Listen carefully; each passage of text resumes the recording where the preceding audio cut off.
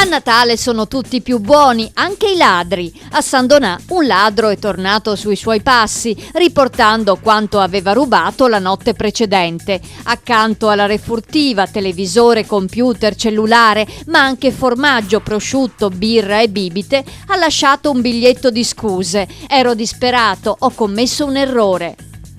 Natale di crisi, d'accordo, ma non al buio. Scatto d'orgoglio dei commercianti della Riviera del Brenta aderenti all'Ascom, che hanno deciso di offrire l'albero di Natale 2013. Sarà ecologico, con luci a LED a basso consumo e si accenderà in tutti i comuni, da Fiesso il 1 dicembre, a Mira e Dolo il 7, fino a Fossò il 14.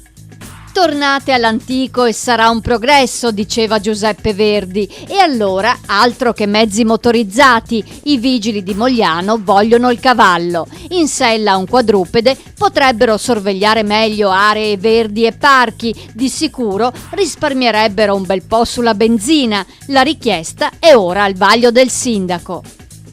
Linea dura contro i panevin.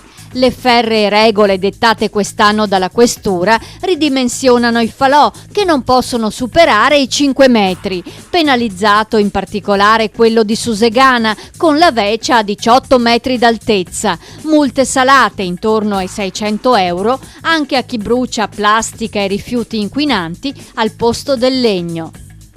Neanche fossimo a Napoli, ci rubano persino le ruote della macchina. A Legnaro 4 famiglie hanno trovato al loro risveglio le auto parcheggiate in strada senza ruote, appoggiate su una pila di mattoni. A far gola evidentemente gli pneumatici invernali, obbligatori per legge e non certo economici.